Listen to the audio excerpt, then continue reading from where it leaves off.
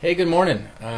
Welcome to the Crossing Church, and we're going through our series in John called the series Abide. It's all about learning to abide in Christ, which is what He wants for us. He wants that relationship with us more than just a raising of the hand or a nodding of the head to certain doctrines, but a living relationship with Him like we have with other people. And so that's what we're going through. We're going through the whole book of John. Today we're going to be covering chapter 9. In fact, the whole chapter. So I want to dig right in. So if you've got your Bible, grab that if you would, or if it's on your phone, look up John chapter 9. There are 41 verses we're going to cover here. It's mostly a story, mostly a narrative, so it's not going to be a verse by verse, this means this and this means that, and let's look at all these words very carefully, but mostly just trying to look at the story overall and its place in John. So that's what we're doing. I'm going to start by reading it. So if you've got John chapter 9 ready, follow along with me. It's a story that will be familiar to many of you, I hope. And if not, then enjoy the story for the first time. It says, "Now as Jesus passed by, he saw a man who was blind from birth. And his disciples asked him, saying, 'Rabbi, who sinned, this man or his parents, that he was born blind?' Jesus answered, 'Neither this man nor his parents sinned, but that the works of God should be revealed in him. I must work the works of him who sent me while it is day. The night is coming when no one can work. As long as I am in the world, I am the light of the world.' When he had said these things, he spat on the ground and made clay with the saliva, and he anointed the eyes of the blind man with the clay. And he said to him, 'Go wash in the pool of Siloam,' which is translated, sent. So he went and washed and came back, seeing. Therefore the neighbors and those who previously had seen that he was blind said, 'Is not this he who sat and begged?' Some said, 'This is he.' Others said, 'He is like him.' He said, 'I am he.' Therefore they said to him, 'How were your eyes opened?' He answered and said, 'A man called Jesus made clay and anointed my eyes and said to me, Go to the pool of Siloam and wash. So I went and washed, and I received sight.' Then they said to him, 'Where is he?' He said, 'I do not know.' They brought him who formerly was blind to the Pharisees. Now it was a Sabbath when Jesus made the clay and opened his eyes. Then the Pharisees also asked him again how he had received his sight. He said to them, 'He put clay on my eyes, and I washed, and I see.' Therefore some of the Pharisees said, 'This man is not from God, because he does not keep the Sabbath.' Others said, 'How can a man who is a sinner do such signs?' And there was a division among them. They said to the blind man again, 'What do you say about him because he opened your eyes?' He said, 'He is a prophet.' But the Jews did not believe concerning him, that he had been blind and received his sight, until they called the parents of him who had received his sight. And they asked them, saying, 'Is this your son, who you say was born blind? How then does he now see?' His parents answered them and said, 'We know that this is our son, and that he was born blind. But by what means he now sees, we do not know, or who opened his eyes, we do not know. He is of age, ask him. He will speak for himself.' His parents said these things because they feared the Jews, for the Jews had agreed already that if anyone confessed that he was Christ, he would be put out of the synagogue. Therefore his parents said, 'He is of age, ask him.' So they again called the man who was blind and said to him, 'Give God the glory, we know that this man is a sinner.' He answered and said, 'Whether he is a sinner or not, I do not know.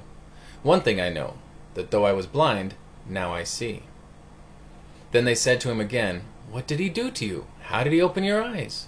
He answered them, 'I told you already, and you did not listen. Why do you want to hear it again? Do you also want to become his disciples?' Then they reviled him and said, 'You are his disciple, but we are Moses' disciples. We know that God spoke to Moses. As for this fellow, we do not know where he is from.'" They keep coming back to that, don't they? The man answered and said to them, "Why, this is a marvelous thing that you do not know where he is from, yet he has opened my eyes. Now we know that God does not hear sinners, but if anyone is a worshipper of God and does his will, he hears him. Since the world began, it has been unheard of that anyone opened the eyes of one who was born blind. If this man were not from God, he could do nothing." They answered and said to him, "You were completely born in sins, and are you teaching us?" And they cast him out. Jesus heard that they had cast him out. And when they had found him, he said to him, "Do you believe in the Son of God?" He answered and said, "Who is he, Lord, that I may believe in him?" And Jesus said to him, "You have both seen him, and it is he who is talking with you." Then he said, "Lord, I believe," and he worshipped him. And Jesus said, "For judgment I have come into this world, that those who do not see may see, that those who see may be made blind." And some of the Pharisees who were with him heard these words and said to him, "Are we blind also?" Jesus said to them, "If you were blind, you would have no sin. But now you say, 'We see.' Therefore, your sin remains." Okay, so that's the story. It's a story of a miracle. It's a healing. One of the signs in the book of John. And it's been a little while since we've had a miracle in John. Going back to chapter, 6, where we actually had two miracles. The feeding of the 5,000 and then Jesus walking on the water. We had two miracles, boom, boom. And then we go a couple chapters, 7 and 8, with no miracles whatsoever. It's just been a dialogue between Jesus and the group, Jews as a whole, but in particular the religious leaders. But others also, as we looked at last week, those who had believed in him, he then has further dialogue with. Things change for them. But Jesus has been at this Feast of Tabernacles. That's where we've been for the last couple chapters. At the Feast of Tabernacles, which is a week-long festival celebrating, in particular, God's provision for the people in the wilderness. And one of the ways he provided for them was a pillar of fire by night so they could travel by night. And so they would commemorate that by lighting up Jerusalem. Oil, big bowls of oil that were all lit up. So there were flames all over the place. Apparently you could see it for miles and miles. Amazing sight. And Jesus stands there in the middle of that sight and says, "I am the light of the world." So Jesus is there showing himself to be the fulfillment of that feast. Here's why God wanted you to do this in the first place, so that eventually it would point to me. And that's what we keep coming to throughout the New Testament, when Jesus, and particularly in John, Jesus comes and he fulfills these feasts and these celebrations, the Sabbath, Hanukkah, the Passover, and the Feast of Tabernacles. He keeps doing this over and over again. So that's where we've been the last few chapters. This story now in chapter 9 is a whole new scene. So the Feast of Tabernacles is, that's yesterday, that's over. That's already happened, it's not old news, but we're moving on, and Jesus is moving on to a new scene, a new place. Now, it takes place on the Sabbath, which should be no surprise. Like I said, Jesus keeps showing up and doing things during these religious festivals and showing himself to be fulfillment of them or teaching on them and giving new insight into them, in particular the Sabbath. And it's no coincidence that he heals this guy on the Sabbath. It's something he'd already done back in chapter 5. He healed the man who'd been an invalid for 38 years, remember? Could never get into that pool when the angel would stir the water. He could never get in there. Nobody helped him. And Jesus shows up and said, "Would you like to be well?" He said, "Oh, yeah." And so Jesus heals him. Tells him, "Well, take up your mat and walk." And that was the issue that the religious leaders then had with him, is that, well, you've told the guy to take up his mat and walk, which is considered a work on the Sabbath. And it's illegal. He's broken the law, and you've told him to break the law, and you've done a work on the Sabbath. And Jesus basically says, "My Father's always working, therefore I will work also." So Sabbath or no Sabbath, we do the good works of God. These are the things that need to be done, and we're going to do those. They supersede, if you will, our Sabbath laws. That didn't go over very well. One of many things that hasn't gone over very well that Jesus said to the people, but he's speaking the truth and they don't want to hear it. So here he is, chapter 9. He's done it again. It's a Sabbath. He's healed somebody, and he's going to upset these religious leaders once again. Now, Jesus healed blind people left and right during his ministry. You read through the Matthew, Mark, Luke, you'll see he healed blind guy here, a couple blind guys there, another blind guy here, blind guy there, healing the blind left and right. So the fact that John includes Jesus healing a blind person isn't in and of itself, whoa. I mean, it is, but why has John included it? Why this story in particular when Jesus was healing people left and right, especially the blind? Well, because John is sharing it as a sign, not just a miracle, not just an amazing thing. He said, if we don't have enough books, to fill up the whole world or whatever with all the things Jesus did, but I want to include this one because of what followed, and that's why we have this in chapter 9, is what follows, what Jesus would say and do after that healing that makes it a sign. He uses that. It's a springboard, if you will, for Jesus then to say, here's who I am, here's where I've come from, this is what I'm about, and this is what you need to now do with that information. So really that's why it's included here in John. And this is no exception to that. In fact, what we're going to look at here in chapter 9 has plenty to say in and of itself. If this is all there was, there's stuff to say, and I plan to say some things. There'll be a whole lot more that could be said. But this is only what we just saw in chapter 9 and just read, is only the beginning of what Jesus had to say after this man was healed. Chapter 10, which is where I intend to go next week, has some things you guys will recognize. I am the good shepherd, and my sheep know my voice, and a good shepherd lays down his life for the sheep. Those are all in chapter 10. But they immediately follow. When Jesus says those things that we'll get to next week, it immediately follows what we just read in chapter 9. There's no break. Now, whoever put in the chapters and verses, that's fine. We're grateful. It helps us find things easier. But it tends to make us think that there's some sort of division, like a time break, or there's no stopping. When John wrote John, he just went writing. He didn't say, well, yeah, I got some time today. I'll write chapter 9. And then I'll stop. And then, what's next? Well, let's start chapter 10. And let's do the Good Shepherd bit. It's just flowing and just writing. And somebody later has come along and said, we'll call this chapter 10. That's fine.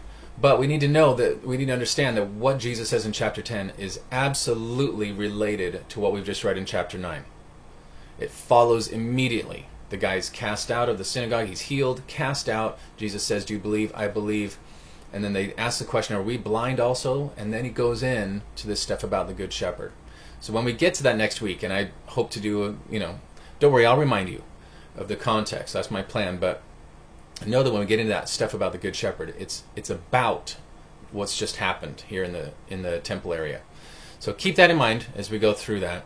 This healing story that we've read is really the basis for both chapters 9 and 10. So don't lose sight of that as we get into next week, and I'll try to remind you. I'll surprise myself if I don't remind you, but it's possible. And if I don't remind you, you remind me. Hey, you didn't remind us about that. Yeah, what am I doing? But this is why it's what follows is the reason that John has picked out this particular healing and not others. It's that Jesus has this discussion with the Pharisees later.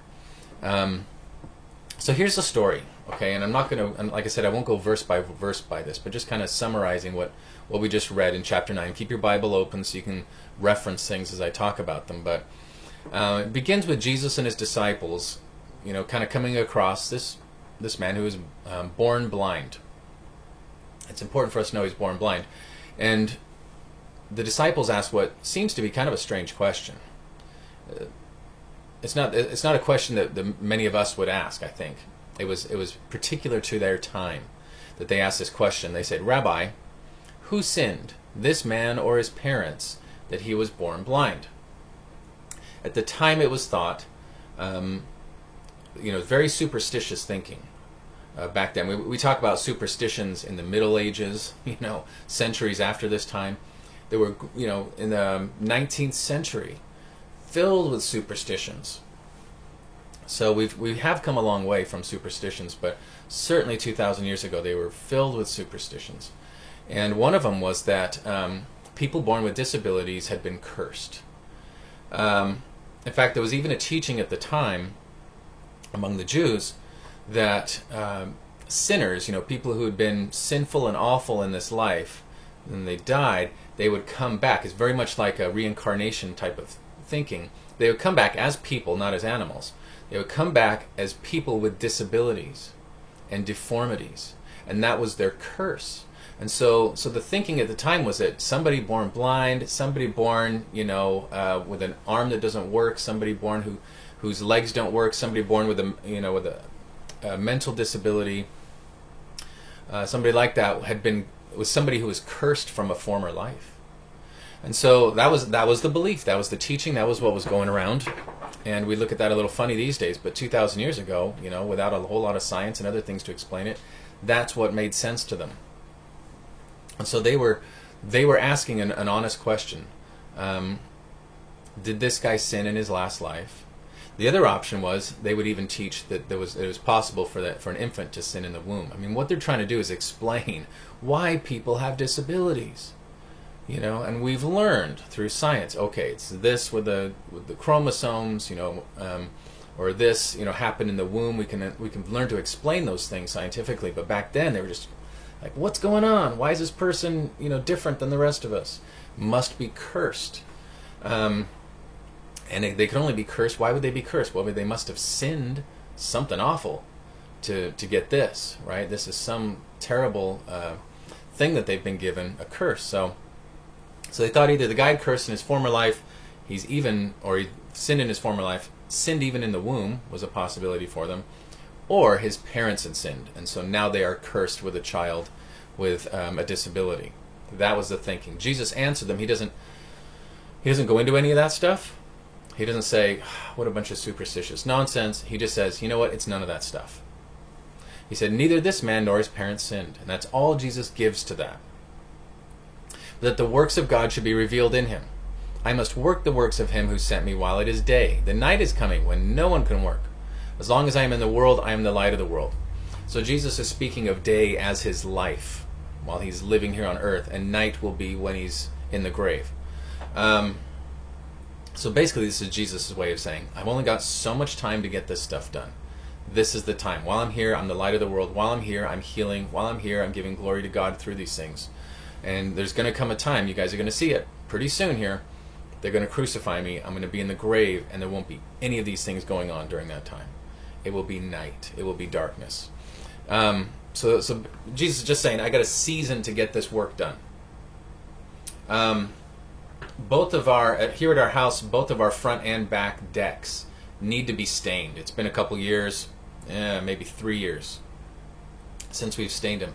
And they're getting pretty bad, and we've noticed that, especially through the winter, and the back deck in particular gets somehow wetter and windier and awful back there. It's been slippery in the winter, mossy even, kind of green. So we had some nicer weather a little while back, and we bought a power washer, and we power washed the decks, and so that was a big step.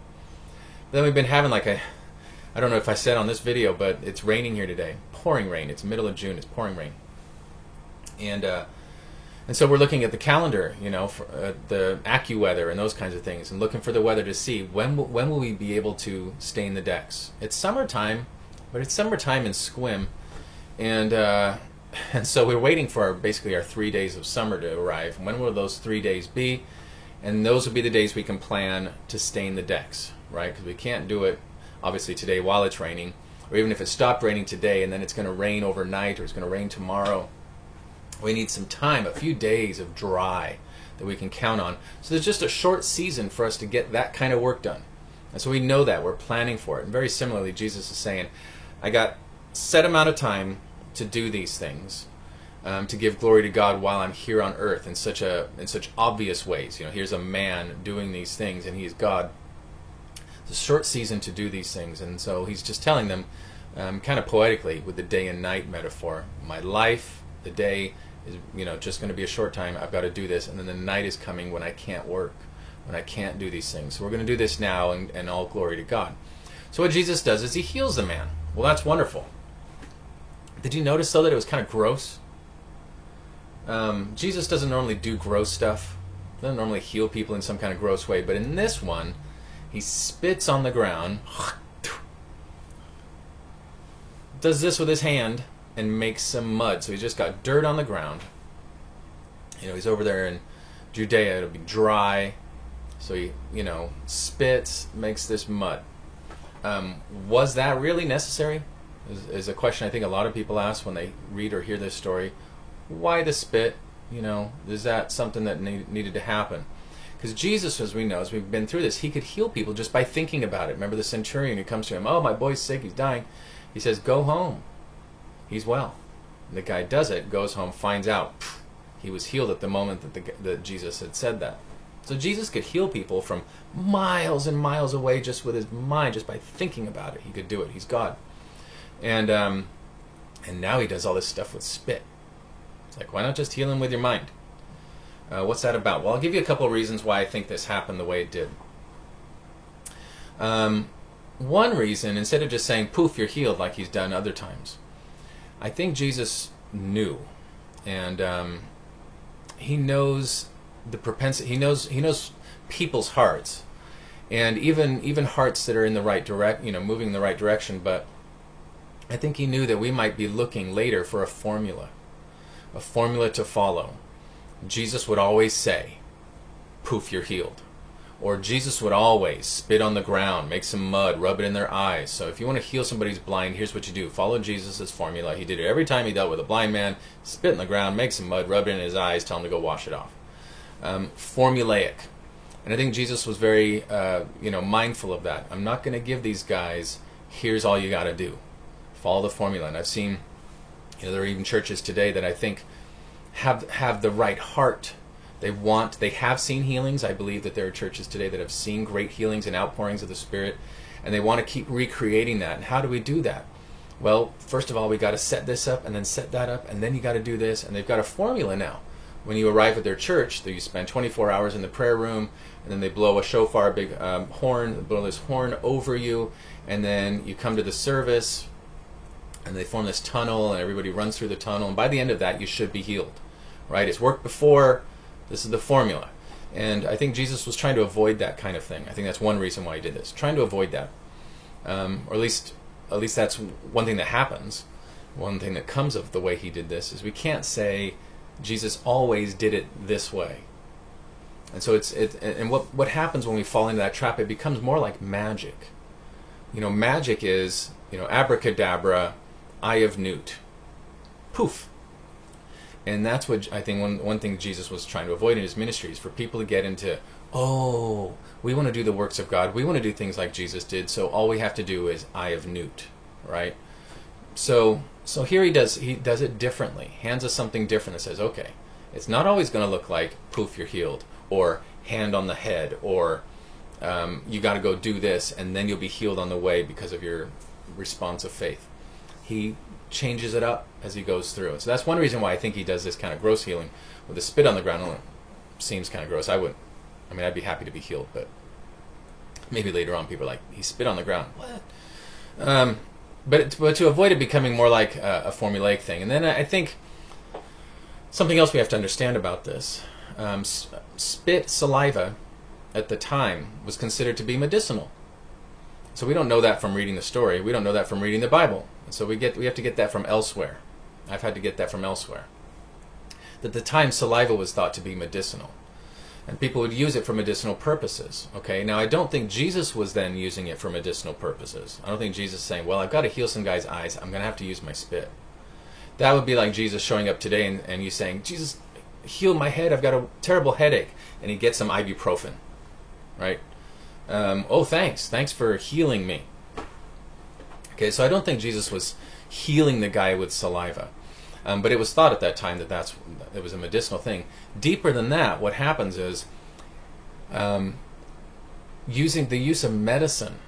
I had to dig a little deeper. The use of medicine back then was considered a work on the Sabbath. And there were certain things, and there still are today, even in today's culture, today's Jewish culture, those who follow Judaism, even today, there are only a few things that a doctor can do on the Sabbath.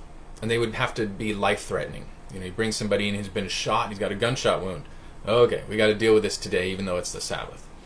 But a guy comes in and says, hey, I got a hangnail, or my heart rate's been up a little bit. I was hoping maybe you could check me, doc, and I just want to make sure I'm still doing okay with my ticker. Wait till tomorrow. Wait till Monday. Wait till Tuesday. We'll schedule you in something next week, but not on the Sabbath. And that would be today. Similarly, back then, the use of medicines was considered a work on the Sabbath. So what does Jesus do? He uses medicine on the Sabbath. Think that's quinky-dink? No.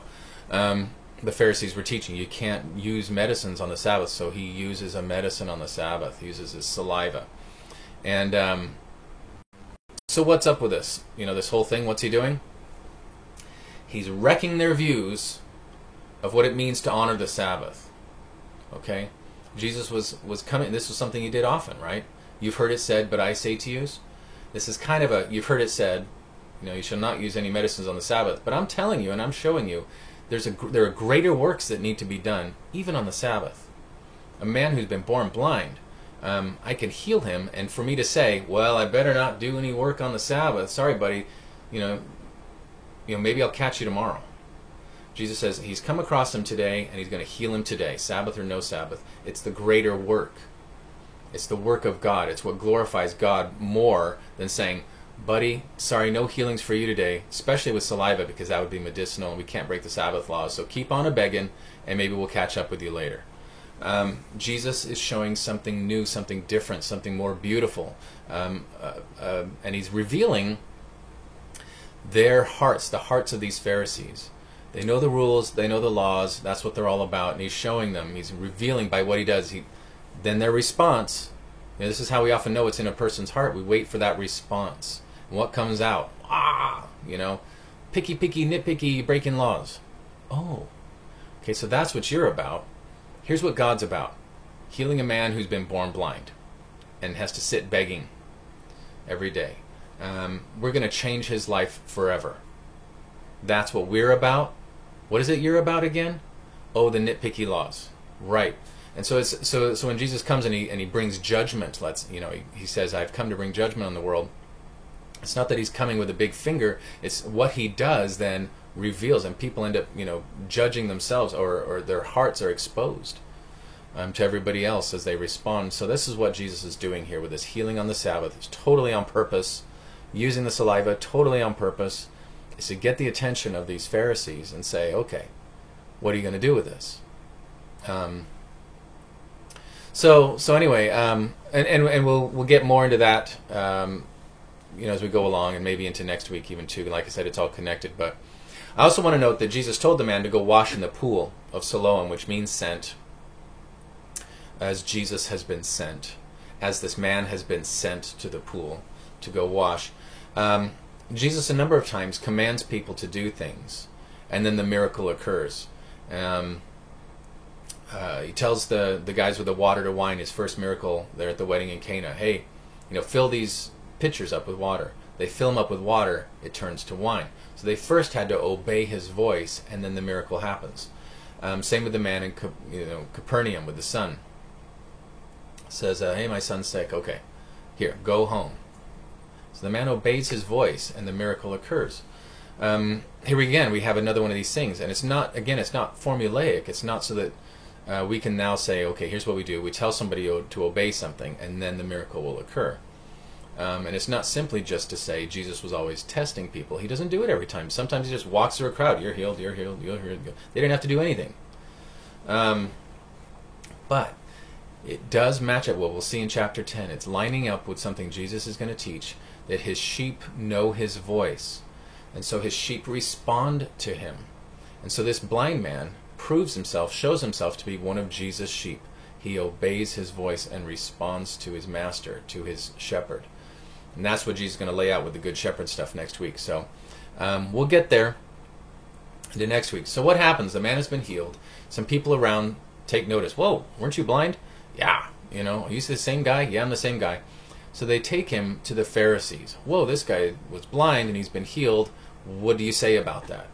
These are their religious leaders. These are their pastors, if you will, of the day. Take it to them. Hey, what's going on here? What do you guys think about this? And what's interesting this time around is that the Pharisees were not of one mind about it.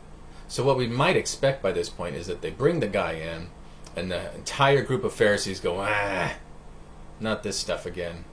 Jesus again, let me guess. It's Jesus, healed a guy, yeah, yada, yada, yada. But what we have this time is a clear division among them. Some of them are saying, yeah, not this guy, I'm not buying it. But others are saying, who else could do this stuff but God? And so we've already looked at Nicodemus in chapter 3, and he showed up again more recently. We would say perhaps for Nicodemus is having a crisis of faith. Okay, he's having that crisis of do I still believe what I used to believe? Is this something new that's happening that I need to believe? What if that wrecks everything I've known? Can I deal with this? And he's having a crisis of faith, but he's not the only one. There were other Pharisees in that bunch. Again, I always picture them, holding their robes, and some of them are really honestly questioning, could this be the Christ? And so it's caused a division amongst the Pharisees. And overall, though, they're not buying the man's story, so they send for his parents. And we need more proof about this. We've heard, so, this guy says he was blind, but how do we know? So they send for his parents, hey, we need you guys to come in to the temple. This guy said he's your son and that he was blind and now he sees. What do you have to say about that? His parents, they admit to being the guy's parents. Okay, so they do that. But then they, and I want to give them some grace about it, but in a sense they chicken out and they don't say, well, man, this guy was healed and we heard it was Jesus who healed him and it's, it's a pretty amazing thing, don't you say? They know that if they respond in a positive way about Jesus, being a healer, being God, they'll be cast out of the synagogue. It was going, it says there in John. They had already agreed to do this now. So if anybody shows up in our synagogue and is claiming that, Jesus is the Christ, you're out of here. And you can't come worship here anymore. We'll excommunicate you. And so the parents know this, and so they're like, well, yeah, he's our kid, but let him speak for himself. Which, they're saving their own necks. And in a sense, I can understand. At the same time, they, kind of disowning their son here in an important moment. What's going to happen is their son is now going to be cast out. So they get to keep worshiping in the synagogue. They can show up next week and sit there and pray to God, and maybe ask for forgiveness for bailing on their son while he gets kicked out of the synagogue, but they save their own skin. This theme of being cast out keeps coming up in John, by the way. We've seen it over and over, and throughout the other Gospels too, that Jesus has come to those who are cast out of town for their sickness, those who are cast out of society for their sin, those who are cast out for their professions, those who are not accepted. And here's, in this case, here's a man that Judaism casts out, and Jesus accepts.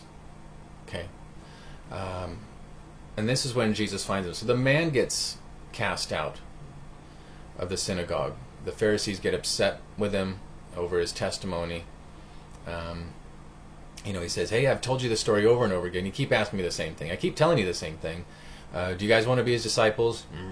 No, we don't. And so they get kind of mad at him and they cast him out. So Jesus finds the man now cast out. Jesus knows he's been cast out. Notice that Jesus doesn't ask him anything about it. He doesn't say, oh, those Pharisees cast you out? Oh man, that's brutal. Well, that's kind of their style. I'm sorry, he doesn't go into any of that with him at all. Skips over it. Just kind of like seeing the guy, nothing's happened besides he's been healed. And he says, hey, good to see you again. Do you believe in the Son of God? And the man's like, who is he? Who is the Son of God? And Jesus says, you have both seen him, and it is he who is talking with you. Very similar to what he told the woman at the well, remember, in chapter 4. And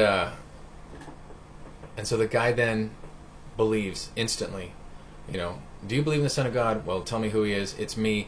Well, then, yeah. Then, yes, I do. You've just changed my life forever. You've done what no one else could do. That's what this guy told the Pharisees. No one else has ever been healing blind men, people born blind. Nobody can do that. You telling me this guy isn't the Christ? It's now Jesus says, I'm the Christ. So the man worships, falls down and worships. It must have been a beautiful scene. And then in verse 39, I want to read this again to us. It says, and Jesus said, for judgment I have come into this world, that those who do not see may see, and that those who see may be made blind. Then some of the Pharisees who were with him heard these words, and said to him, are we blind also? Jesus said to them, if you were blind, you would have no sin. But now you say, we see, therefore your sin remains. So this is kind of the wrap-up lesson for chapter 9. Like I said, that keeps going into chapter 10. Jesus doesn't stop speaking there at verse 41. He's still going in chapter 10. Same conversation with the same people. But just to stop here, because I'm trying to fit this into one sermon, Jesus' good works, especially these ones he's done on the Sabbath days, exposed the hearts of these religious leaders. It exposed what their desires were. His showing up at the Feast of Tabernacles exposed their hearts. They'd shown up. He shows up to worship and to teach and to teach the beautiful truths of God, they've shown up to kill him. He heals a man on the Sabbath who hadn't walked in 38 years. They're nitpicky about the law. He heals a man who's never seen in his life, never been able to see. Now he can see. It's amazing.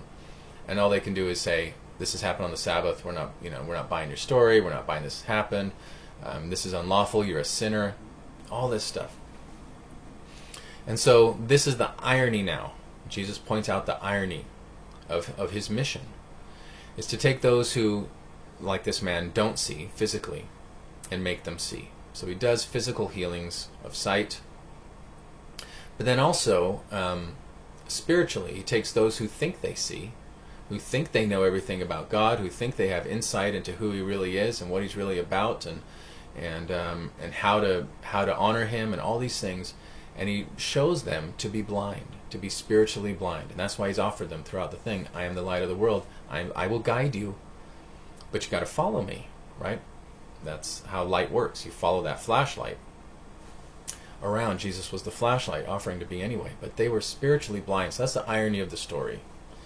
That a man born blind, begging in the side of the road, at the end of the day has more spiritual insight than these religious men who studied the Old Testament day and night, who prayed long prayers, who had earned all the respect of the people by, being schooled for umpteen years and being so devout and being so pious and all these things.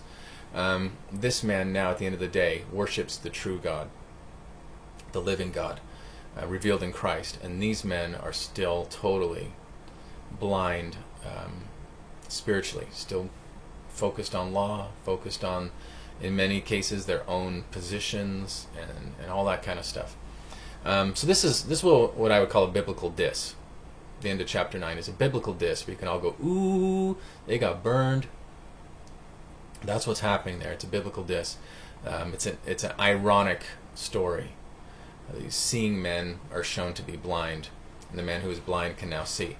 Now, since, like I said, I'll be going into chapter 10 next week, and that's going to have a deeper application of the story. Jesus is going to really follow up. He's just starting to launch in what we call the end of chapter 9. Jesus is calling the beginning of I'm just getting started.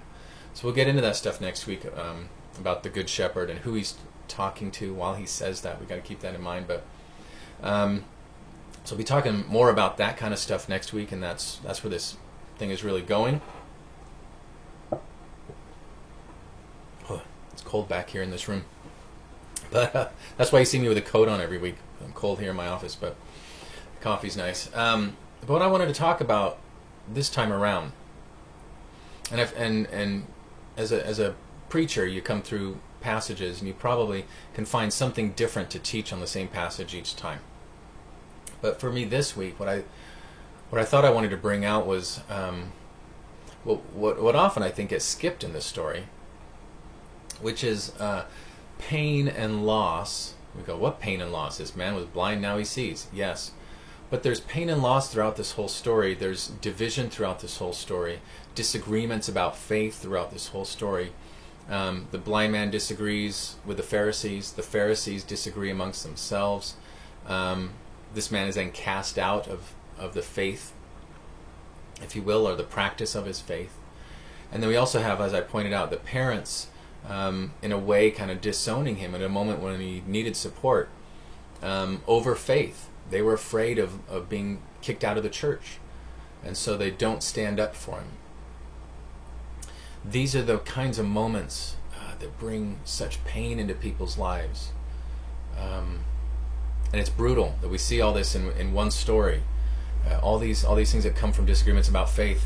Some of the most obvious correlations between our time and theirs, when we talk about disagreements of faith, would be all these denominations that we have. You got Presbyterians and Pentecostals and Baptists and Methodists, right? And you just go on down the line, and then within each of those groups are splits. You have the First Baptists, and then somewhere a bunch of Second Baptists. Probably also call themselves First Baptists, but that's the idea anyway. That we're the First Baptists, and then you got your other Baptists.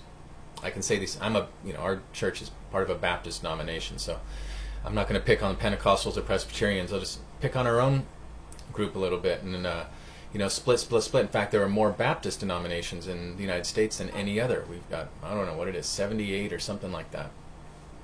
Different groups of Baptists, different denominations. So, the problem is that churches, all these different denominations, aren't different competitors in the market, if you will.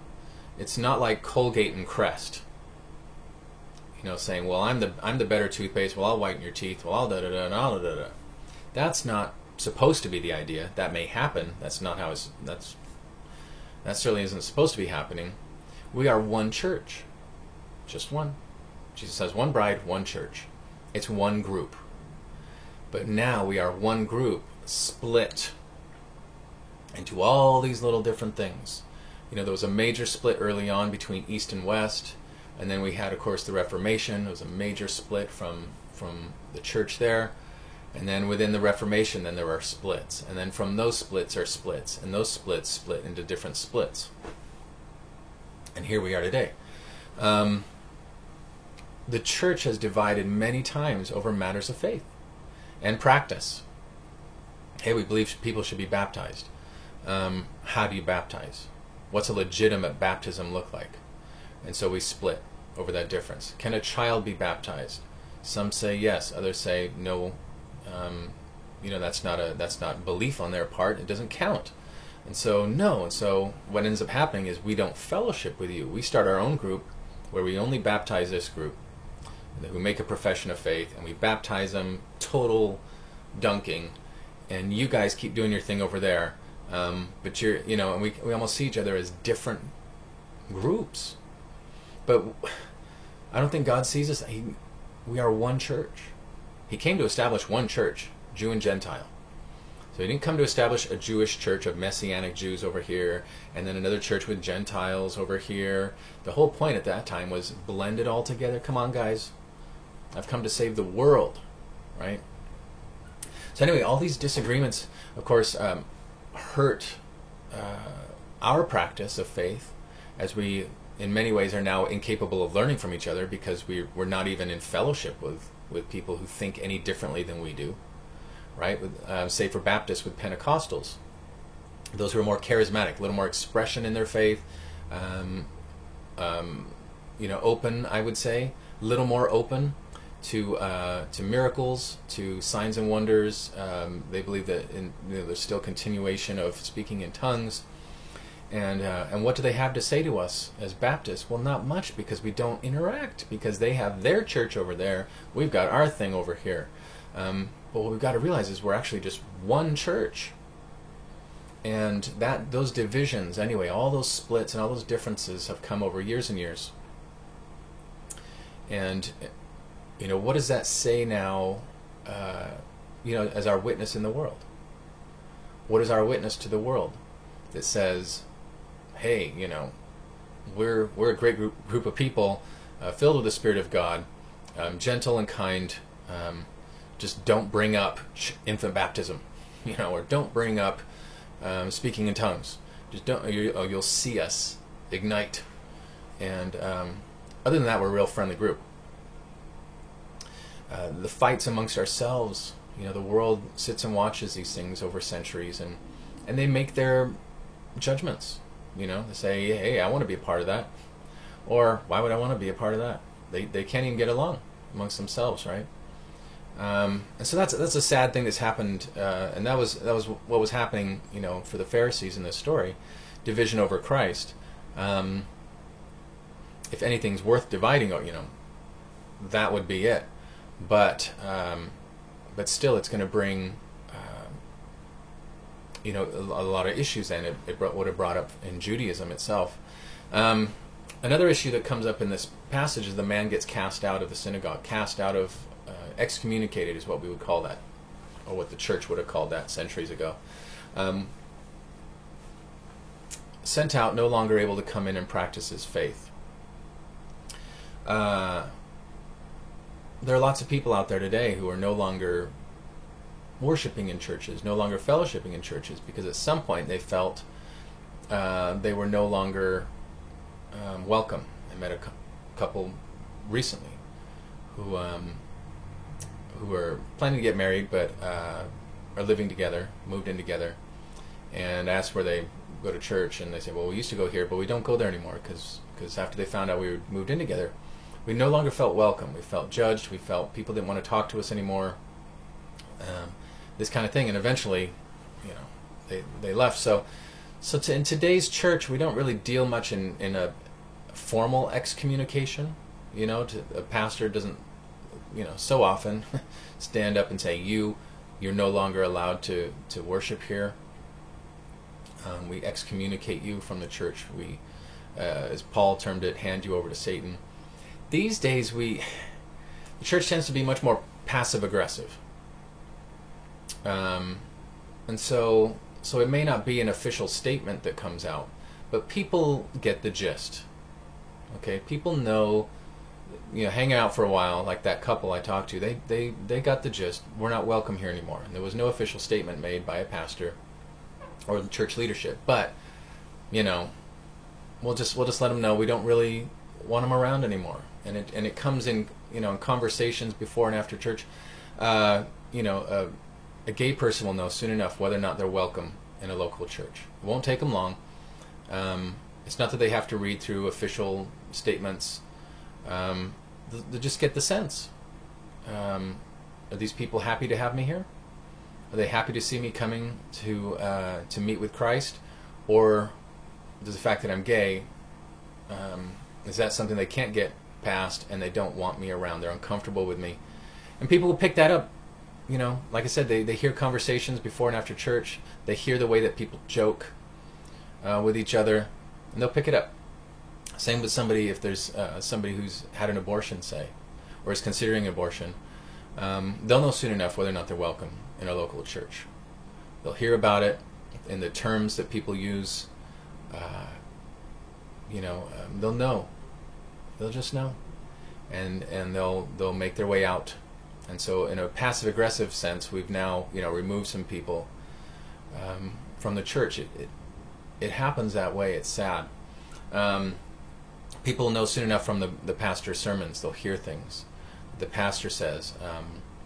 Often it kind of ties in politically, sadly, but it'll tie in, with when pastors, if they use a term like liberals, those liberals, or terms like the gay agenda, that kind of stuff.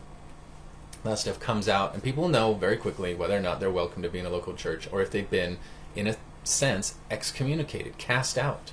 You don't belong here. You can't be here. You're a Democrat? They'll pick those things up just from the conversations people have. People will talk amongst each other, assuming, let's take that one for example, that everybody who comes to a church is a Republican. They all voted for Donald Trump. They all vote this way. They all agree about pro-life this, and we all have these same principles, don't we? And so we talk about these things freely, openly, and then they hear those conversations. Somebody will talk about those, well, of course this happened, he's a Democrat. Or of course such and such happened, of course this person's life is going this way, they're liberal. They vote this way. People pick it up. And again, we don't have to officially excommunicate or cast anybody out. We just do it passive-aggressively or just the way we treat people. The way that we talk about certain people groups or certain issues amongst each other, assuming that we're all in the same boat. And then those people who are not in the same boat realize, I don't belong here, do I? I don't have a place here. I'm the butt of the joke. I'm part of, I've apparently got some agenda that's trying to harm the church, or I'm part of the problem. And so they leave. And often unnoticed, sadly also.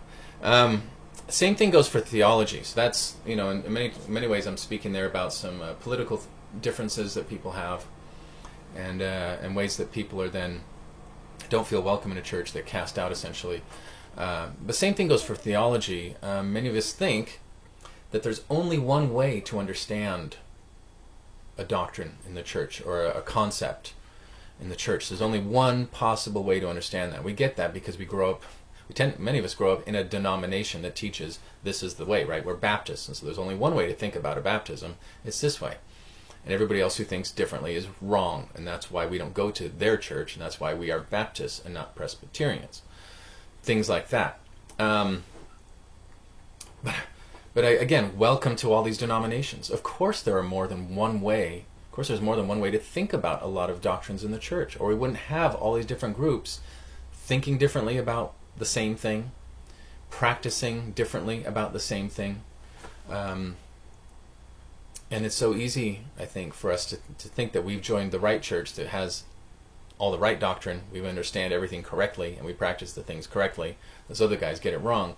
And it doesn't leave a lot of room for... There was a guy we knew years and years ago. We used to play... we used to go to game nights with him, play Settlers of Catan. So this is 15 years ago. And we really enjoyed him, his wife, and we'd go over there and we'd play games, and we had a great time. And then we moved out here, and then, a year or so down the road, I don't remember how long, but we start to hear so-and-so is questioning hell. Like, he doesn't believe in hell anymore. And at the time, we were all going, what happened to so-and-so? He's obviously, departed from the faith.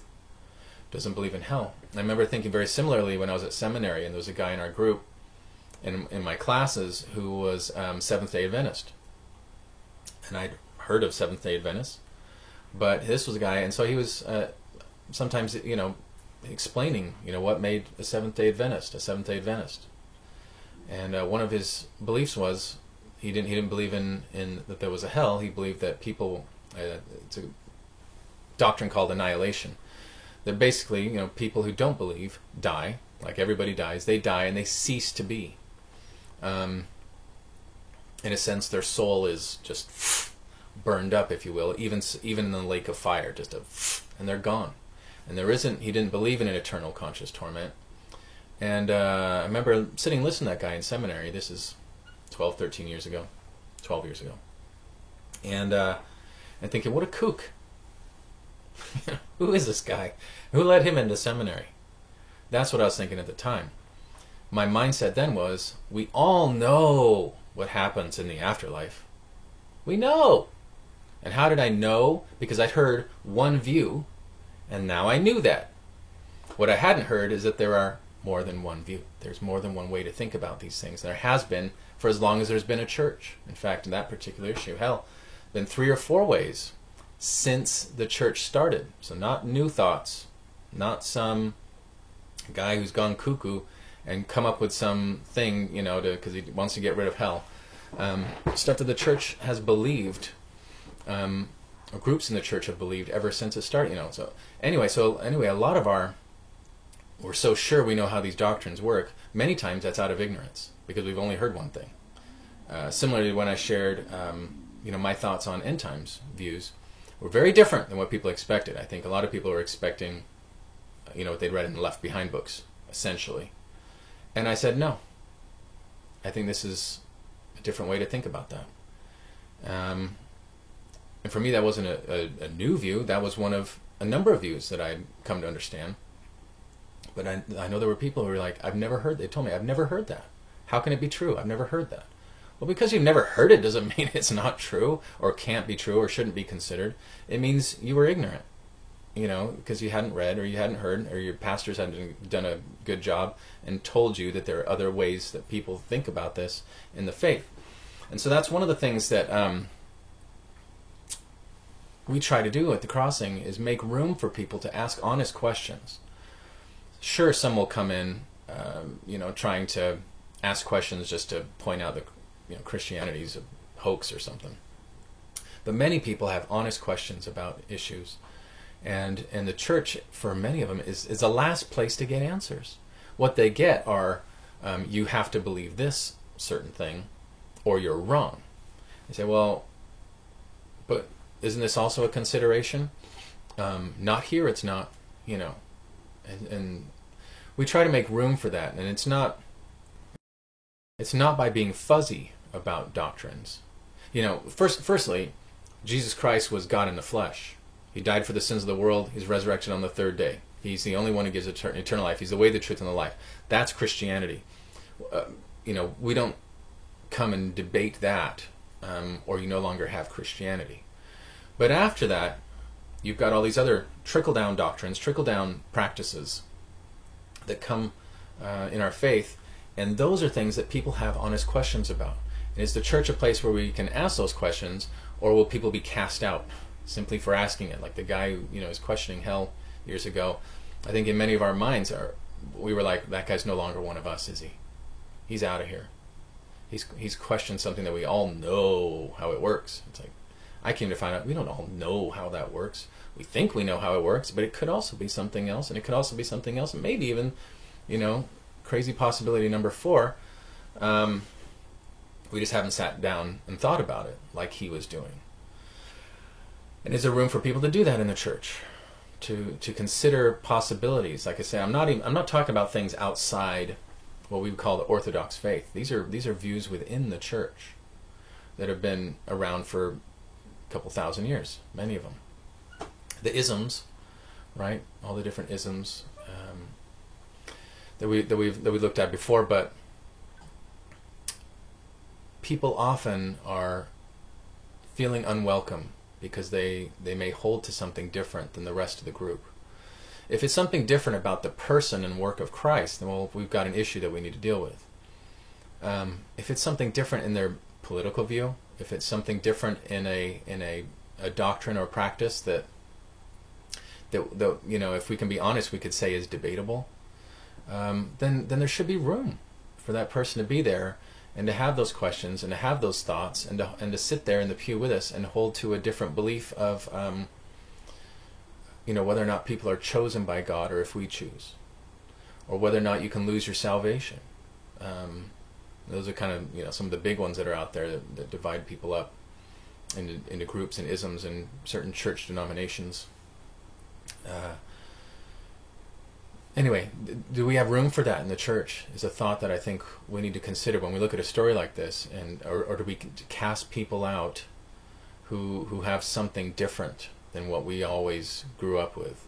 And like I said, a lot of us, for many people, what we grew up with is going to be, for one, biased, but two, in some senses it comes out of ignorance because we just haven't heard that there are other ways that the church has thought about some of these things. But anyway, all to say that these issues that happen in the story in John aren't confined to that time, to that story. Excommunication, it's still going on today. It's just not official. It happens, by the way that we, ignore people when they come through the door, or the way that things are spoken, from the pulpit, knowing that we're going to get at somebody, but without speaking them directly. We still divide up over matters of faith. The church, one church, is still divided up over matters of faith. We have these splinter groups. We still, each of us, many of us, I don't know about all of us, but we still, many of us can say, I've lost a relationship, or a relationship has been strained over matters of faith. Many of us have experienced that loss. That still goes on today, right? It happened then. There's still pressure to conform. The parents were under pressure to conform. Conform or be cast out. In the words of the rock band Rush, conform or be cast out to the suburbs was their whole thing. But here we're talking about church and religion, and you conform to this, or we'll send you packing. And so they conformed. His parents conformed. Hey, you ask him. Hey, we don't want to get into that kind of thing. They wanted to play it safe. There was pressure to play it safe, lest you be seen siding with some other group, some other thing, some other political party, stuff that goes on in our churches today. And so people are still cast out for all kinds of reasons, and it's a sad thing that goes on. The answer, of course, the solution is we have to remember that it's Jesus that holds us together. Obvious. I went to seminary to give you that solution. No, we already know that, but we lose sight of it. As I say we, I mean the church, churches, local churches, denominations, we lose sight of it's Jesus that holds us together, and oftentimes it can become other things. It could be our I'll speak for our own nation. It could be being American, being patriots, and that's the tie that binds. No, our belief that Jesus is the Savior of the world, that's what holds us together. A diverse group of people, different colors, different backgrounds, different ideas about other things. We come together over the shared belief that Jesus Christ is the Savior of the world. It's not that we're, of a certain nationality or whatever, or that we're the church of such and such political party. And I keep coming back to that because, in our country right now, there are real strains and real division. It's marked, it's obvious in political parties, and people, are kind of taking sides and expecting churches to be on one side, and those kinds of assumptions really hurt people who have a different view, who have a different experience that changes their views, that gives them a different perspective. We're not, we're the church that is held together by our common belief that Jesus Christ is Lord, not that such and such a party is the party that to vote for or to belong to. Jesus is Lord is the hill that we must choose to die on. Jesus is Lord. That's the hill I've chosen to die on, and I've fought battles on lesser hills, and I don't want to do that in the future. I'm not, I can't say what I will do, but that's my hope, is to not, find myself dying on some less worthy hill than Jesus is Lord. Some hill of end times beliefs or a hill of whatever else, political thoughts. And it's Jesus Christ who brings us together. It's Jesus Christ who gives us our purpose, and that's what holds us together. That's the tie that binds. And another way to think about it is, especially in terms of Jesus talks about offering us living water. Those who are thirsty, come, and I will give you living water. And Jesus offers living water to those who thirst, and we, as people, are a thirsty bunch. And so we gather at the same watering hole, if you will. We gather at the same watering hole week after week, thirsty, needing sustenance, needing provision, needing the next steps, needing guidance, from the light of the world. We need to drink. We keep coming back to drink. And we show up at the same watering hole with that same spiritual thirst, those same kinds of needs, and we come to the same source. And that's what it's really about, is that we focus on coming to that same source. Instead of, sticking with the watering hole analogy, instead of standing there at the watering hole and spotting out the differences in all the animals that showed up. Okay, like, hey, we're mostly cows here, but we got some horses that just showed up. What are horses doing here? That's the kind of thing that breaks up churches. That's the kind of thing that, and then those horses, of course, if you will, what I was talking about, they'll eventually feel that the cows don't really welcome horses at this watering hole. It's a cow thing. Instead of focusing on all the different animals showing up at the watering hole, we need to focus on the water, on the source of water. Hey, we're all here to get the same water, right? So let's embrace that possibility that we all share in, that desire we've all come with. Let's form together and focus on why we're here, the source of the water. If we stand around at the watering hole focusing instead on all the different animals that show up to drink and the way that they drink, we may forget to drink. We show up to receive the Spirit. That's the living water. We show up to receive the Spirit, and we get there and we say, well, someone else has showed up for the Spirit, and that person's here for the Spirit, and that person, I'm not sure, why they're here, and that person believes this, and that person's practicing that. And then the time is gone, and we haven't drunk living water. We've just focused on differences. And I'm not just talking, of course, about church services. This happens throughout the week, too. In our other meeting times, home groups, prayer meetings, whatever else we do as a fellowship, serving. We got to keep the focus. And this is a sermon that gets preached a lot. And you're like, well, I've heard these things. I know, but this is just a time as a reminder. Jesus is big on reminders. Whenever you do this in remembrance of me. Reminders. we need reminders to say, let's stay focused. This is for people both at the Crossing Church and wherever, if you're fellowshipping somewhere else and you're watching this video, or you're not in a church right now, but you're looking, for living water, and you found, came across our videos, or somebody sent them to you, or your church isn't meeting right now because of the pandemic, and you're missing that fellowship, but you need something. This is something to take back with you to your group, is that we've got to keep the focus on praising Jesus for who he is and what he's accomplished, on receiving from him, and that's what it means to abide, on encouraging that relationship with him of prayer and coming to him and asking, and then serving one another humbly in all the different ways that we're told to serve, those attitudes that we're called to have. And so this is a reminder sermon, but all the same, I think it's something that the church needs, especially as we look around in the world and we see division out there in the world, and what makes us think that that's not going to affect churches. I think most certainly it can and will if we don't stand guard, not standing guard over nitpicky doctrines. We stand guard over who Christ is, and we're not the church. But to say, you want to drink from the watering hole, I get it, man. That's why I'm here too. Come and drink. There's a place for you. And I think if we're focused on that and receiving that living water, receiving the Spirit, then the Spirit will help us. If we're focused on receiving the Spirit, then it's the Spirit who's going to help us deal with all those differences. They're real. They're there. And without him, we can't deal with them correctly. Without him, we excommunicate. Without him, we, passively, aggressively, shove people out the door.